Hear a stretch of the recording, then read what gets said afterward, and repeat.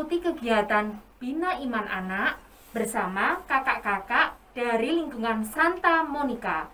Ada Kak Ina. Halo. Ada Kak Yusti. Halo, selamat pagi. Ada Kak Arini. Hai.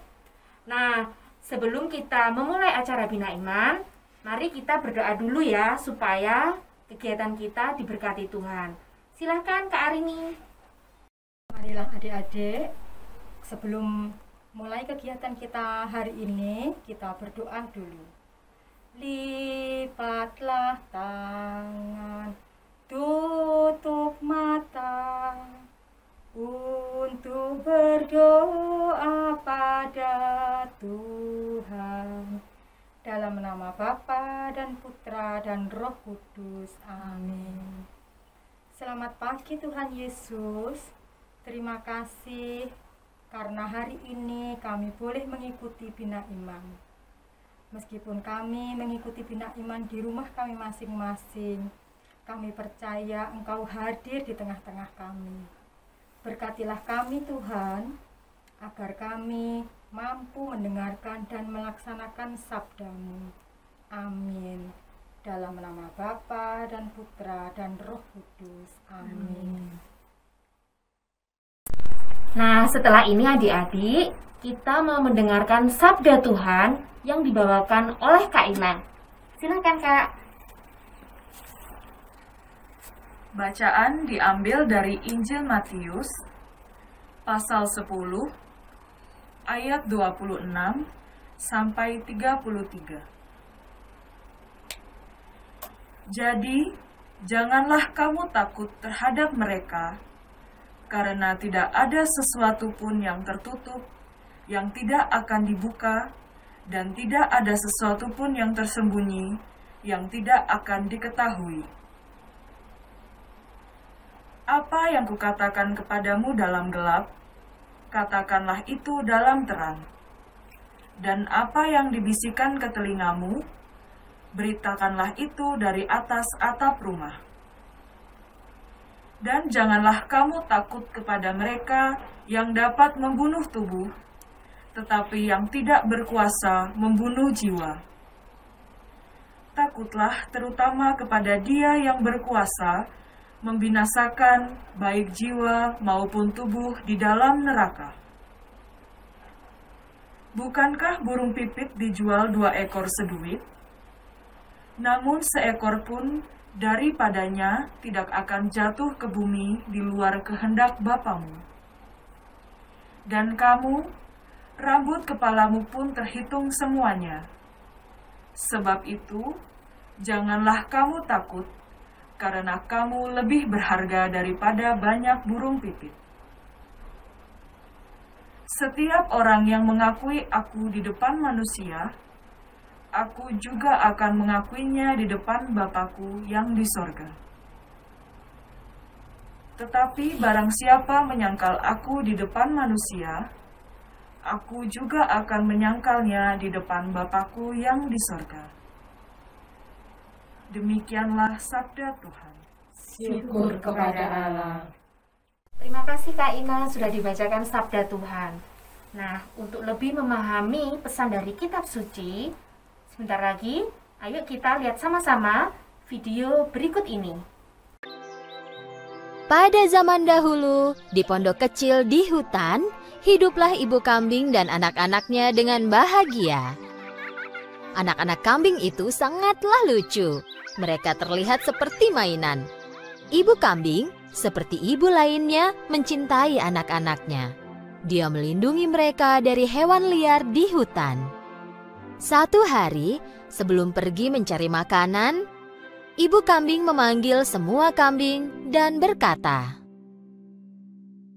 "Anak-anakku sayang, aku akan pergi ke hutan. Jangan bukakan pintu untuk siapapun. Jika serigala masuk ke rumah, dia akan memakan kita semua hidup-hidup. Dia sangat licik, dia akan menyamar menjadi apapun dan mencoba menipu kalian."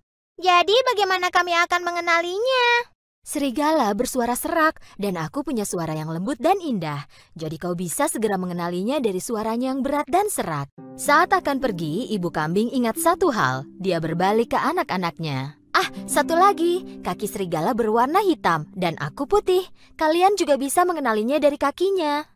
Jangan khawatir, Bu. Kami bisa menjaga diri sendiri. Kami bisa diandalkan.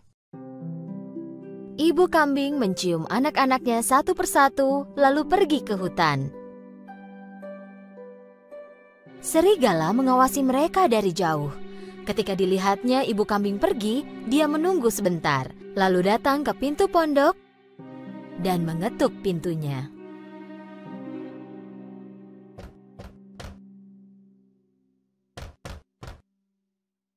Siapa itu? Anak-anak, buka pintunya. Ibumu di sini. Aku membawakan makanan enak untuk kalian. Tetapi anak-anak kambing langsung mengenali suara serak serigala. Tanpa membuka pintunya, mereka berteriak. Kau bukan ibu kami. Suara ibu kami manis dan lebih indah. Kau adalah serigala, kau tak bisa menipu kami. Serigala sangat marah karena tak bisa menipu anak-anak kambing. Jadi dia pergi ke toko, membeli kapur besar dan memakannya. Kini suaranya terdengar jadi lebih lembut. Lalu dia kembali ke pondok dan mengetuk pintu lagi. Kali ini, serigala mulai berbicara dengan suara lembut. Anak-anakku, buka pintunya. Ini ibu kalian. Aku bawakan makanan dari hutan untuk kalian. Mendengar suara lembut serigala, anak kambing pikir itu benar-benar ibu mereka. Tepat saat mereka akan membuka pintu, salah seorang dari mereka berteriak. Tunggu, tunggu! Mari kita periksa kakinya dari bawah pintu. Tentu saja mereka melihat kaki hitamnya serigala dari bawah pintu. Mereka pun berteriak lagi tanpa membuka pintu. Kami tak akan membukakan pintu untukmu. Kaki ibu kami tidak hitam. Warnanya putih. Kau pasti serigala. Dengan sangat marah, serigala pun pergi. Kali ini dia pergi ke toko roti. Ketika tukang roti melihat serigala di hadapannya, dia sangat kaget. Aku sekarang vegetarian, jadi aku hanya makan pasta. Boleh ku minta tepung? Serigala keluar dari toko roti dengan sekantung tepung. Saat mendekati pondok, dia membuka kantung dan menuang seluruh tepung ke kakinya. Sekarang kakinya putih semua. Serigala licik itu mengetuk pintu pondok untuk ketiga kalinya. Anak-anakku, buka pintunya. Ini ibu kalian. Aku membawakan makanan untuk kalian dari hutan. Tunjukkan dulu kakimu, jadi kami tahu kalau kau ibu kami. Serigala menunjukkan kakinya yang dilumuri tepung. Saat anak-anak kambing melihat kakinya, mereka percaya bahwa itu ibu mereka, lalu membukakan pintu. Dan apa yang mereka lihat? Serigala berdiri tepat di hadapan mereka. Anak kambing tidak tahu harus berbuat apa. Mereka mulai berlarian, berteriak. Tidak usah lari, akan kutangkap kalian semua. Salah satu anak kambing sembunyi di kolong meja. Yang kedua masuk ke kolong tempat tidur. Yang ketiga pergi ke cerobong asap. Yang keempat sembunyi di dapur. Yang kelima masuk ke dalam lemari. Yang keenam sembunyi di balik gorden. Dan anak kambing ketujuh masuk ke dalam jam raksasa di dinding. Tapi serigala licik sangatlah cepat. Dan satu persatu dia menangkap semua anak kambing. Lari, lari! Kemari, jangan lari. Akan kutangkap kalian semua. Stop!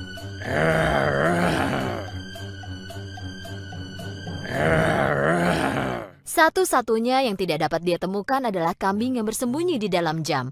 Dia sudah kenyang jadi tak meneruskan mencari kambing ketujuh lalu pergi. Ada halaman besar tak jauh dari pondok itu. Serigala berbaring di bawah pohon dan mulai tidur. Dan mendengkur.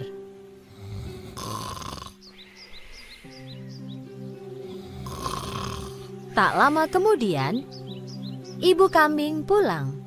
Saat dia lihat pintu terbuka, dia tahu ada hal buruk terjadi dan mulai berteriak. Ah, anak-anakku! Saat masuk, ibu kambing terkejut. Meja dan kursi terbalik, gorden robek, tempat tidur berantakan, bantal dan sprei tergeletak di lantai. Ibu kambing mencari anak-anaknya tapi tak menemukannya. Dia mulai meneriakkan nama mereka satu persatu, tapi tak seorang pun yang menjawab. Akhirnya, nama anak terakhir pun dipanggil, dan dia mendengar suara bernada tinggi. Aku di dalam jam besar, Ibu. Ibu kambing berlari ke jam besar dan mengeluarkan anaknya. Ibu kambing dan anaknya berpelukan. Anak kambing itu mulai bercerita sambil menangis. Serigala datang menyamar. Kami pikir itu ibu, lalu membukakan pintu. Dia memakan semua saudaraku.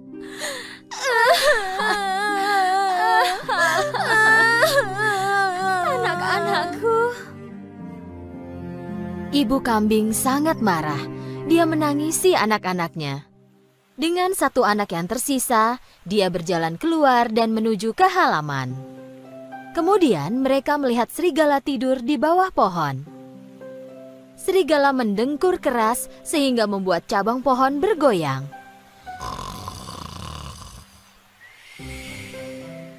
Ibu kambing mengamati serigala. Dia sadar bahwa di dalam perut serigala ada sesuatu yang bergerak.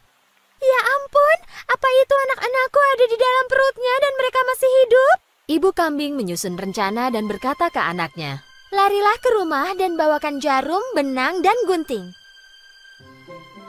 Saat kambing kecil berlari pulang, ibu kambing mengumpulkan 6 batu besar dari tanah. Kemudian kambing kecil kembali dengan jarum, benang, dan gunting besar. Ibu kambing menggunting perut serigala. Dia segera melihat anak-anaknya. Lalu yang lain pun kelihatan satu persatu. Mereka semua sehat. Ibu kambing tak bisa menahan diri karena gembira. Semua anak kambing memeluk ibu mereka dengan sukacita. Ibu, ibu, kami mencintai ibu. Kami mencintaimu. Yeay. Kami mencintaimu. Mereka semua sangat senang. Anak-anakku, kalian selamat. Ibu kambing menaruh batu yang dia kumpulkan ke dalam perut serigala dengan hati-hati. Lalu menjahit perut serigala dengan jarum dan benang. Serigala tertidur nyenyak sehingga tidak merasakan apa-apa. Serigala tidak bergerak. Ibu kambing dan anak-anaknya segera kabur. Ketika serigala bangun, dia berdiri. Perutnya sakit sekali. Dia pikir mungkin karena dia makan terlalu banyak kambing. Karena perutnya penuh batu, dia jadi sangat haus. Dia menuju ke sungai untuk minum air. Tapi saat berjalan, batu-batu di perutnya saling berbenturan. Perutku terasa berat dan penuh. Seolah-olah semua kambing itu berubah jadi batu. Serigala ingin berlutut dan minum air. Karena batunya sangat berat, dia hilang keseimbangan dan terjatuh ke air. Tolong, tolong, aku tenggelam, tolong. Berteriak minta tolong, tapi tak ada yang menolongnya. Serigala tak sanggup menahan berat batu itu lagi dan tenggelam. Saat melihat apa yang terjadi, ibu kambing dan anak-anaknya berlari ke sungai. Serigala mati! Yeay! Serigala mati! Mereka menari dan melompat dengan bergandengan tangan. Sejak saat itu, ibu kambing dan ketujuh anaknya hidup damai dan bahagia di pondok mereka di hutan. Nah, gimana adik-adik? Video tadi seru banget kan? Nah, setelah ini Kak Yusti akan membantu kita untuk lebih memahami pesan dari kitab suci dan pesan dari video yang tadi kita lihat bersama. Silahkan Kak Yusti. Nah, adik-adik semua tadi sudah melihat videonya. Gimana? Seru kan? Baik. Dari cerita yang sama-sama kita lihat tadi, kita bisa melihat ibu domba yang sangat mencintai dan menjaga anak-anaknya. Sama seperti Tuhan juga mencintai dan menjaga kita selalu. Tuhan tidak akan pernah meninggalkan kita. Tuhan akan menyertai kita dalam setiap hal dalam hidup kita. Kita tadi juga melihat ketika ibu domba akan pergi meninggalkan rumah. Ibu domba berpesan kepada anak-anaknya supaya tidak ada serigala yang bisa masuk rumah dan memakan anak-anaknya. Ingat tidak apa pesan ibu domba? Ya, salah satunya adalah supaya anak-anaknya tidak membuka pintu rumah kalau yang di depan rumah bukan ibunya, dengan cara ibu domba meminta anak-anaknya mengenali suara ibunya, badan ibunya, sehingga tidak salah dengan serigala. Tuhan pun juga begitu. Supaya kita tidak jatuh kepada dosa dan jadi anak Tuhan yang baik, Tuhan juga berpesan agar kita mencintai dan selalu mengenal Tuhan. Loh, Kak, Ya, bagaimana cara kita bisa mengenal Tuhan? oh, ya. Tuhan tidak terlihat. Bagaimana cara kita mengenal Tuhan ya? Gampang. Cara mengenal Tuhan yaitu kita harus selalu rajin berdoa setiap hari. Kemudian yang kedua, jangan lupa kita juga harus rajin ke gereja. Walaupun kita nggak ke gereja langsung, tetap harus ikut misa di rumah ya sama mama, papa, dan adik kakak. Kemudian yang ketiga, yang harus kita lakukan bersama mama, papa adalah selalu membaca kitab suci. Karena di kitab suci Tuhan berpesan banyak hal kepada kita. Gitu ya adik-adik ya. Nah, kalau semisalnya kita sudah belajar kitab suci, kita sudah berdoa, tapi kita masih nakal, gimana ya kira-kira? Ada yang bisa tahu nggak kakak-kakak? Apa ya? Kak Arini? Kalau kita nakal, Tuhan tetap menyelamatkan kita, Kak Yusti. Seperti tadi ibu dari domba itu. Oh, betul. Kak? Oh iya. Nah, kalau kita masih nakal, sama seperti di cerita tadi, anak-anak domba lupa akan pesan ibunya. Dia tidak ingat apa yang dikatakan untuk menjaga pintu rumah. Akhirnya serigala bisa masuk dan memakannya. Tetapi ibu domba tidak marah walaupun anaknya lupa akan pesannya. Ibu domba berusaha sekuat tenaga untuk membebaskan anak-anaknya dari serigala. Tuhan pun seperti itu.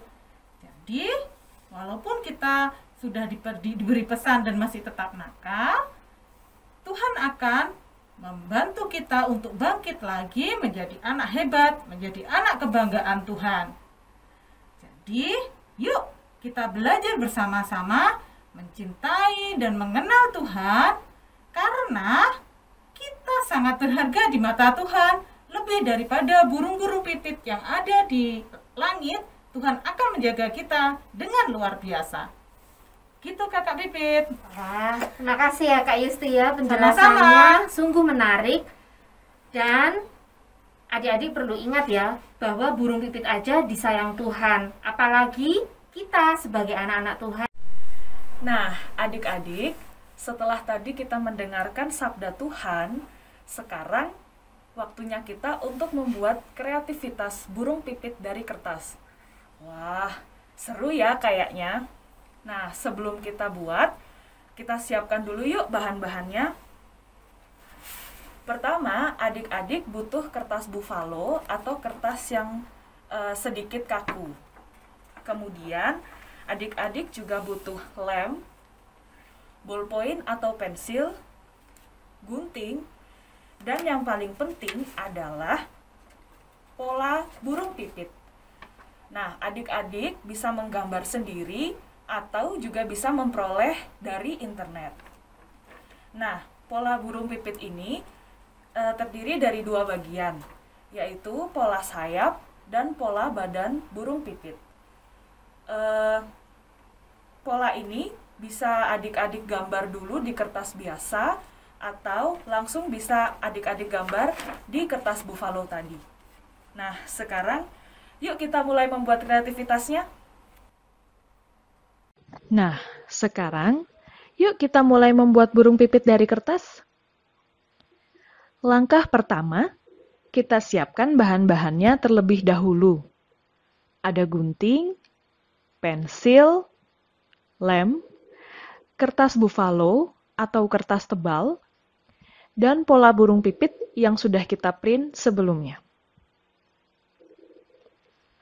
Langkah kedua, kita gunting pola yang sudah di-print tadi. Lalu, kita ambil kertas buffalo dan pensil, kemudian kita gambar pola burung tadi di kertas buffalo. Nah, kira-kira gambarnya akan jadi seperti ini. Langkah ketiga, kita ambil gunting lagi dan mulai menggunting kertas buffalo mengikuti pola yang sudah kita gambar. Hasilnya akan jadi seperti ini. Langkah keempat, kita ambil pensil dan mulai menggambar garis putus-putus di tengah pola. Untuk pola sayap, kita gambarkan garis putus-putus di bagian tengah bawah sayap. Lalu, untuk bagian badan burung pipit, kita gambar garis putus-putus di tengah punggung burung pipit. Ini bertujuan untuk memudahkan kita dalam memasang sayap. Adik-adik bisa perhatikan gambar ya. Langkah kelima, kita gunting mengikuti garis putus-putus tadi.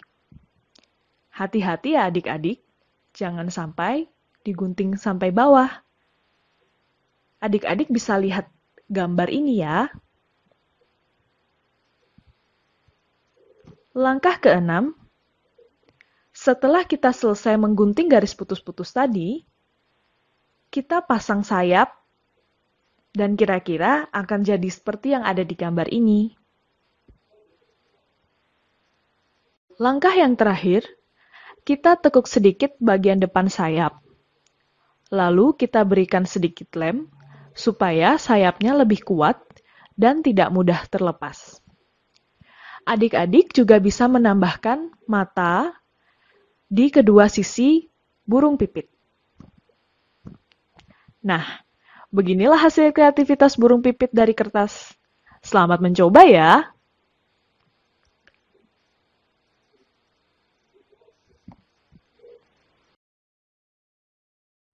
Nah, ini dia burung pipitnya sudah jadi. Adik-adik bisa menambahkan mata untuk kedua sisi burung pipit ini. Nah, seperti sabda Allah tadi, bahwa burung pipit aja disayang sama Allah, berharga sama Allah. Nah, adik-adik itu pasti lebih berharga. Jadi, tidak boleh takut ya, harus tetap percaya dan tetap mencintai Allah. Nah, adik-adik, demikian rangkaian acara kegiatan Bina Iman kita pagi ini. Semoga kegiatan dari kami, tim Santa Monica, bisa bermanfaat bagi pertumbuhan rohani adik-adik sekalian. Sebelum kita tutup, mari kita doa penutup yang dipimpin oleh Kak Pipit. Dalam nama Bapa dan Putra dan Roh Kudus. Amin. Terima kasih Tuhan Yesus atas penyertaan dan berkat-Mu dalam kegiatan Bina Iman kami. Semoga sabda-Mu mengingatkan kami bahwa kami adalah anak-anak-Mu yang Engkau cintai dan sangat berharga di mata-Mu. Semoga kami selalu menjadi anak yang patuh kepada Tuhan, patuh kepada orang tua, dan saling menghargai dengan sesama. Terima kasih Tuhan, semoga kami selalu sehat, kami selalu menjadi anak-anak yang membanggakan Tuhan dan orang tua kami. Terima kasih Tuhan atas penyertaan-Mu. Amin. Dalam nama Bapa dan Putra dan Roh Kudus. Amin. Nah, kakak-kakak, sekarang kita mau nyanyi sambil nari lagi ya. Dan adik-adik di rumah harus ikutan nyanyi sama nari ya. Ikuti gerakannya kami. Oke, sampai ketemu di kesempatan berikutnya.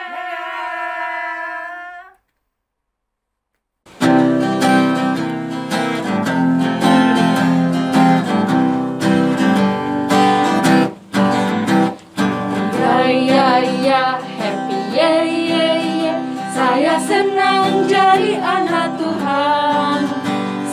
jadi kenangan, malam jadi impian, cintaku semakin mendalam.